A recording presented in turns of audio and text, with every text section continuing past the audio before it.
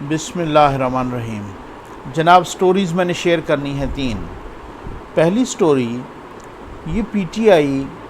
کیا جادو ٹونا اور کالے جادو کی حمایت میں کھڑی ہو گئی ہے؟ یہ کیا چکر ہے؟ دوسری سٹوری، ڈیم میں جو باب رحمتے نے ڈیم فنڈ قائم کیا تھا اس میں کتنا پیسہ جمع ہوا تھا، اب کتنا بقایا ہے، یہ اور باقی والا پیسہ گیا کہاں، یہ بتانا آپ کو۔ اور تیسری سٹوری جناب، وہ بھی انتہائی اہم سٹوری ہے کہ سندھ ہائی کورٹ کے ایک جونیئر جج کو سپریم کورٹ لانے کی اپروول دی گئی، supreme judicial council,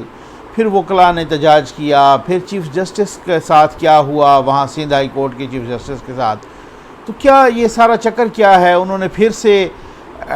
supreme court آنے سے انکار کر دیا، یہ کیا معاملہ ہے؟ بہت ہی ایک گمبھیر سی صورتحال ہے، اس پہ بات کریں گے۔ آ جائیں جناب، پہلے آپ بھی حیران ہوں گے کہ یار نقوی صاحب یہ کیا آپ جو ہے نا، لیکن میں خود حیران ہوا ہوں اس خبر پر۔ یہ خبر 2 دن پہلے کی ہے، مجھے کر لینا چاہیے تھا، لیکن میرا ایک اپنا مزاج ہے کہ جب تک میں اس کی کنفرمیشن نہیں کر لیتا نا، میں بہت سارے لوگوں سے اس کا ذرائع سے اکثر و بیشتر دوستوں کو شکوہ ہوتا ہے کہ نقوی صاحب تھوڑی سی آپ کی ویڈیو لیٹ ہو جاتی ہے۔ بھائی جب ایک خبر آتی ہے نا، 2 سیکنڈ سے پہلے وہ خبر میرے پاس آ جاتی ہے،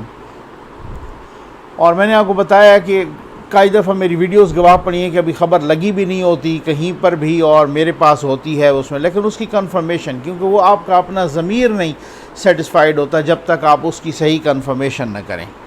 یہ پوری پی ٹی آئی جو ہے نا، کیا کالے جادو کی سپورٹ میں کھڑی ہو گئی۔ مجھے کالے جادو سے یاد آیا کہ جناب کہ وہ کچھ عرصہ پہلے آپ کو پتہ ہے ریحام خان صاحبہ نے بھی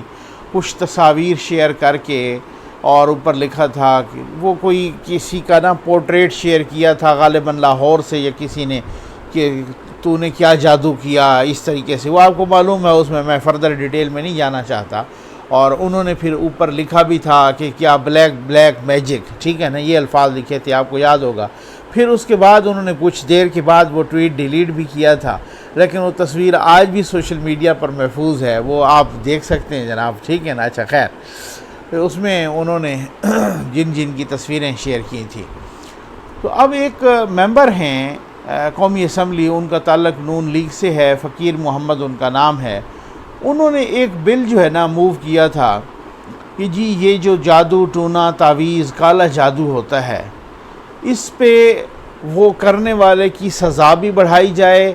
اور اس کا جرمانہ بھی بڑھایا جائے، ٹھیک ہے نا۔ اور انہوں نے یہ بھی کہا تھا کہ تعزیرات پاکستان کی 297 دفعہ میں بھی تبدیلی کر دی جائے وغیرہ، اس کی سزا بڑھائی جائے، کچھ اور بھی تبدیلیاں انہوں نے سجیسٹ کی تھی۔ یہ بل چلا گیا قائمہ کمیٹی انٹیریئر، یعنی قومی اسمبلی کی اسٹینڈنگ کمیٹی انٹیریئر کو چلا گیا۔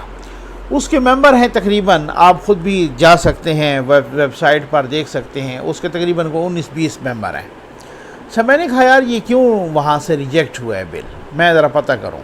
تو میں نے 2-3 لوگوں کو ان کو فون کیا جو خود قائمہ کمیٹی کے ممبر ہیں، تو انہوں نے مجھے بتایا کہ جناب بات یہ ہے نقوی صاحب کہ یہ بل آیا۔ اچھا، پھر اس کو بلایا گیا فقیر محمد صاحب کو 1-2 دفعہ، ہوتا ہے بندہ بیزی ہوتا ہے۔ اچھا، پھر میں نے پوچھا کہ اچھا وہ اگر 2 دفعہ بلائے تو پھر اس کے بعد وہ جو چیئرمین صاحب ہیں قائمہ کمیٹی کے داخلہ کے، وہ پی ٹی آئی کے ہیں، انہوں نے فوری اس کو ریجیکٹ کر دیا، ٹھیک ہے نا، اپنی استحقاق استعمال کرتے ہوئے۔ اچھا، تو پھر وہ، لیکن میں نے اس کی کنفرمیشن چاہی، انہوں نے کہا کہ بھائی ایسا بھی ہے، ہم خود ممبر ہیں، ایسا بھی ہے کہ کئی بل جو ہے نا ہمارے پاس پڑے ہیں، ابھی تک بھی وہ ریجیکٹ نہیں ہوئے، اور وہ 6-7 دفعہ بلانے پر بھی موور نہیں آیا۔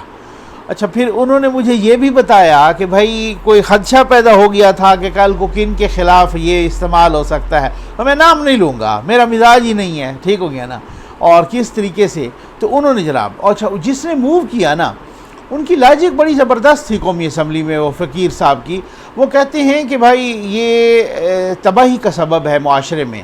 یہ کالا جادو، یہ واقعی نو ڈاؤٹ یہ گھروں کے گھر تباہ کر دیتا ہے، اور اس طریقے سے بالکل ایک معاشرے میں انتشار پیدا کرتا ہے، اور پھر ہر دوسری گلی میں اس طرح سے کوئی جعلی عامل بیٹھا ہے کوئی کیا، تو یہ لوٹنے کا الگ سے سبب، تو وہ بندوں کو لوٹ بھی رہے ہیں اور گھروں کو تباہ برباد بھی کر رہے ہیں۔ اس میں بڑی ایک لاجیکل پوائنٹ تھا اور واقعی اسی طریقے سے، اور اس کو پہلی بات تو یہ ہے کہ بین کرنا چاہیے، اگر نہیں تو اگر اس طرح کی کوئی حرکات کرتا ہے تو اس نے کہا کہ سزا کو بڑھا دینا چاہیے، 7 سال کر دینے چاہیے، جرمانہ جو ہے اس پہ کوئی 10 لاکھ کر دینا چاہیے وغیرہ، اس طریقے سے انہوں نے کہا۔ تو وہ ریجیکٹ ہوا۔ میں نے کہا کہ یہ آپ کے ساتھ شیئر کرنا، یہ ایک بڑی دلچسپ سی خبر تھی، لیکن دلچسپ کے ساتھ ساتھ مجھے حیرت ہے کہ کچھ عرصہ پہلے ایک اپنا آپ نے دیکھا ہوگا کہ ایک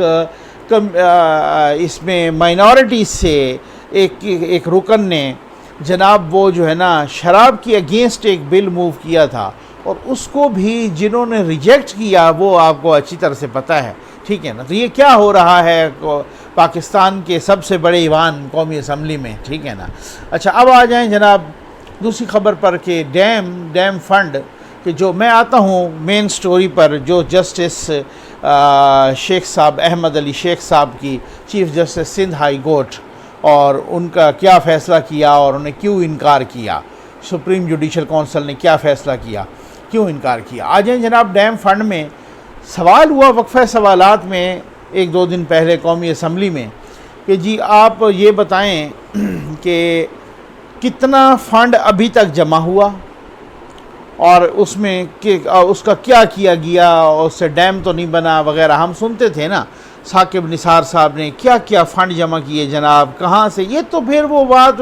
یہ ہے نا کہ جب وہ یہ گورنمنٹ ادھر ادھر کہیں ہوگی، اپنی مدت پوری کرے گی یا مدت سے پہلے، تو پھر اس کے بعد پتہ چلے گا نا بہت ساری چیزیں کیسے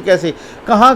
کدھر گئی ہیں، ٹھیک ہو گیا نا۔ مجھے تو کچھ لوگ یقین کریں کہ یہ بھی کہہ رہے تھے کہ بھگتنا ان کو پڑ جائے گا، کھا کچھ اور بھی ساتھ گئے ہیں، وہ تو خیر نکل جائیں گے، ٹھیک ہے نا، آپ سمجھدار ہیں، اور یہی ان کو بھگتنا پڑے گا۔ میں یقین کریں وداؤٹ اینی پریجوڈس، کسی قسم کا ہمیں کسی سے کوئی، لیکن میری اپنی اسیسمنٹ ہے، آپ یقین کریں کہ جو سکینڈلز اس گورنمنٹ کے آ چکے ہیں نا، جو میگا سکیمز آ چکے ہیں، جو میگا سکینڈل آ چکے ہیں، اس گورنمنٹ کا کوئی ایک بندہ بھی ادھر نہیں ٹک پائے گا۔ آپ تو کہتے ہیں نا کہ جناب جو پیرا شوٹر ہیں شہباز گل صاحب جیسے، وہ اڑ جائیں گے اور وہ جناب یہاں سے ہجرت کر جائیں گے۔ آپ یقین کریں کہ میں تو کہتا ہوں کوئی الیکٹڈ بھی نہیں ٹک پائے گا، خاص طور پہ کابینہ کے ارکان تو، کیونکہ جو حالات میں دیکھ رہا ہوں نا، جو سکیم ادھر آئے ہیں، کبھی کوئی کرونا فنڈ کے 12 کھرب کا سکیم آ رہا ہے، تو کبھی رنگ روڈ کا آ رہا ہے، تو کبھی دوائیوں کا آ رہا ہے، تو کبھی آٹے اور چینی کا آ رہا ہے، تو کبھی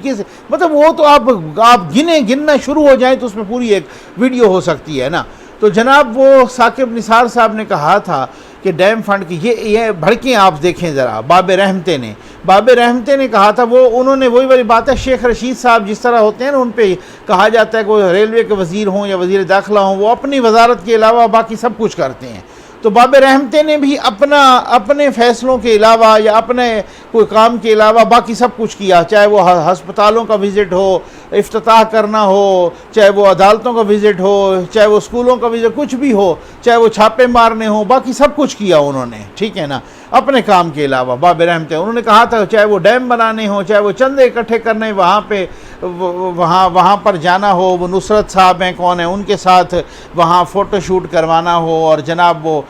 باقی فیصل جاوید صاحب وہ سارے باہر کے ملکوں میں، اور پتہ نہیں وہ چندہ کہاں گیا اور کیسے اکٹھا ہوا اور کدھر لگا اور وہ سارا کچھ۔ تو ڈیم انہوں نے بتایا جناب کہ آبی وسائل کے جو وزیر نئے بنے ہیں مونس الہی صاحب، انہوں نے جواب میں بتایا کہ بھائی ڈیم کے فنڈ میں نا تقریباً کوئی 13 ارب روپے آئے، ٹھیک ہے نا، تقریباً کوئی 12 ارب 94-95 کروڑ کی کتنا ہے، تو 13 ارب کر لیتے ہیں ہم، راؤنڈ فگر کر لیتے ہیں۔ تو انہوں نے کہا کہ 13 ارب آئے ہیں۔ تو انہوں نے کہا کہ پھر وہ کہاں لگے ہیں اور اس وقت کتنے پیسے ہیں، تو انہوں نے جواب دیا وزیر صاحب نے کہ اس وقت تو ڈیم فنڈ میں جو سپریم کورٹ آف پاکستان اور وزیر اعظم پاکستان کا ڈیم فنڈ تھا، اس وقت تو جناب اس ڈیم فنڈ میں کل 8 لاکھ روپے ہیں، یعنی 7 لاکھ سم تھنگ، وہی تقریباً 8 لاکھ روپے بنتے ہیں۔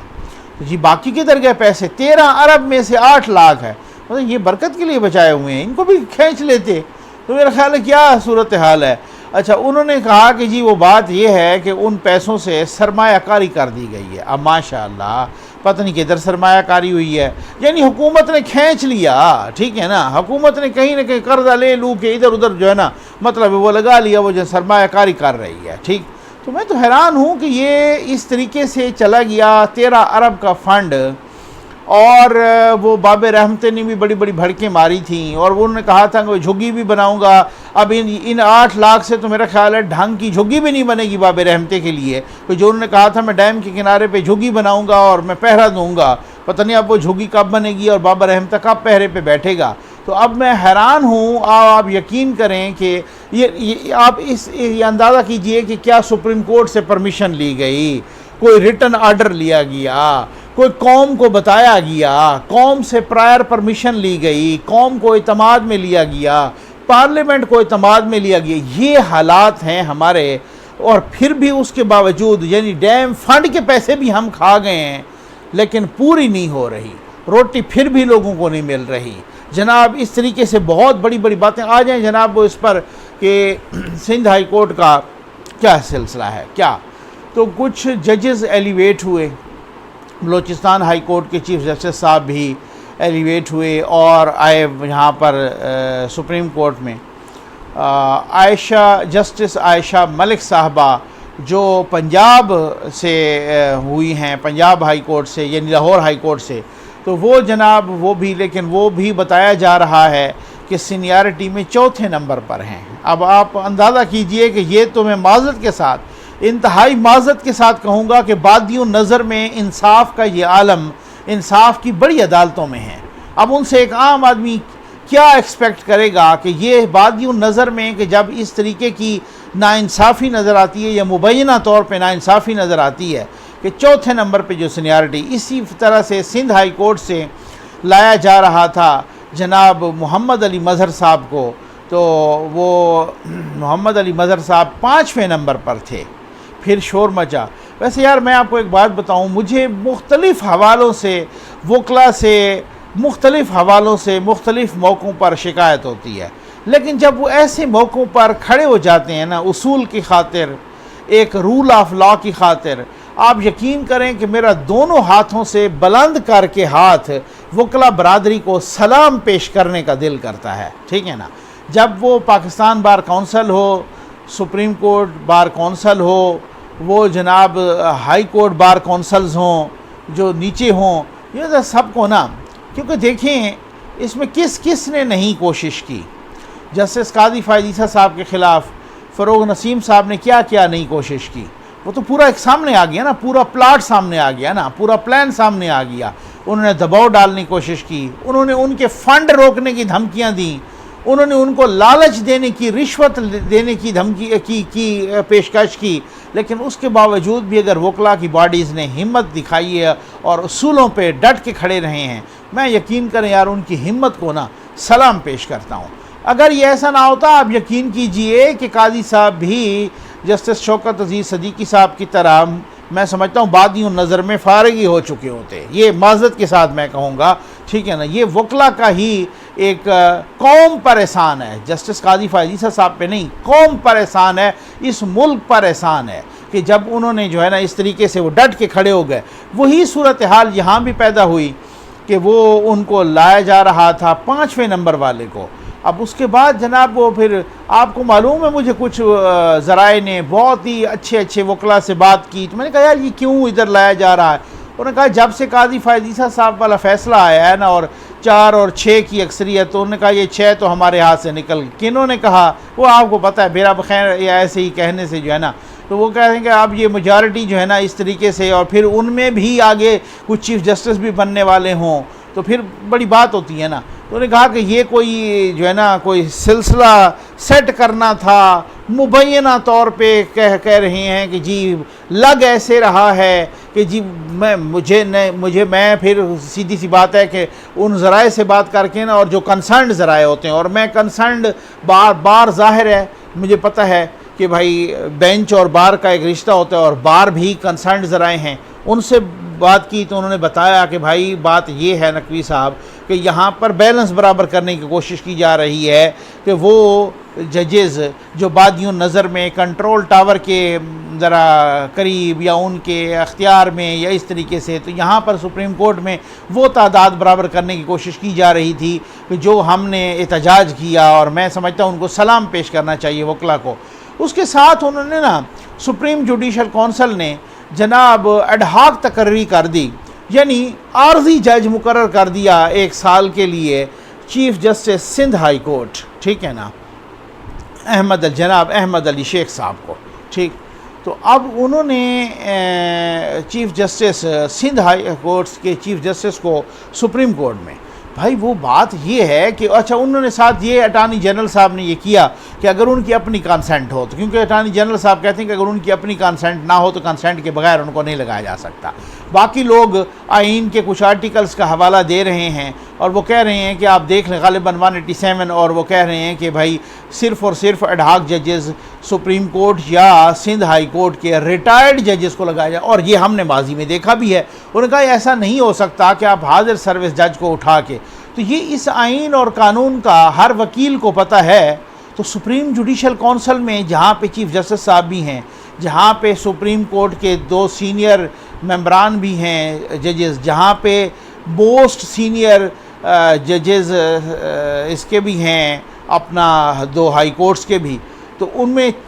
5 اور 4 کی اکثریت سے یہ فیصلہ ہوا ہے، ٹھیک ہے۔ تو ان کو نہیں معلوم تھا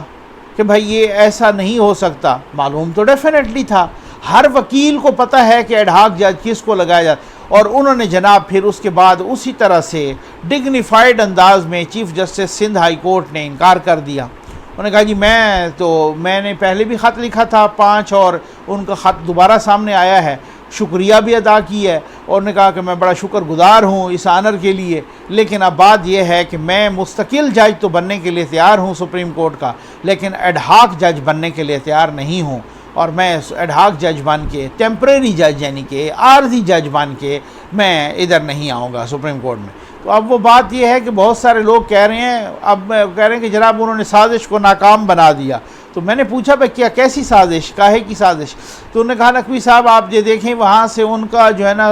سندھ ہائی کورٹ سے ان کو چیف جسٹس ہٹانے کی سازش تھی، تو وہ سازش بھی ناکام ہو گئی، اور ٹیمپریری عارضی جج بننے کو بھی انہوں نے یہاں پر ترجیح نہیں دی، اور وہ ریجیکٹ کر دیا۔ اور انہوں نے جو ہے نا جب ریجیکٹ کر دیا تو اس کے آرڈر کے ساتھ یا اس فیصلے کے ساتھ لکھا ہوا تھا سپریم جوڈیشل کونسل کے کہ ان کی اپنی کانسینٹ کے ساتھ اگر ان کی اپنی مرضی ہوگی، تو انہوں نے کہا جناب میری مرضی نہیں ہے، ٹھیک ہے۔ تو اب بات یہ ہے کہ یہ بھی سب کچھ جو ہے نا یہ سارے کا سارا کریڈٹ بھی وکلا کو جاتا ہے، یہ وکلا برادری کو جاتا ہے، یہ بار کو جاتا ہے، یہ سپریم کورٹ بار ایسوسی ایشن کو جاتا ہے، یہ خاص طور پہ پاکستان بار ایسوسی ایشن کو جاتا ہے، یہ اپنا Sindh high court bar, Balochistan high court bar, اسی طریقے سے جو ہے نا پشاور ہائی کورٹ بار، اس طریقے سے لاہور ہائی کورٹ بار، اور باڈیز جو ہیں وکلا کی ان کو جاتا ہے کہ جناب انہوں نے کس طریقے سے اور واضح کہا ہے، اور پھر متعدد بار انہوں نے میٹنگز کر کے اور متعدد دفعہ انہوں نے جناب اس کو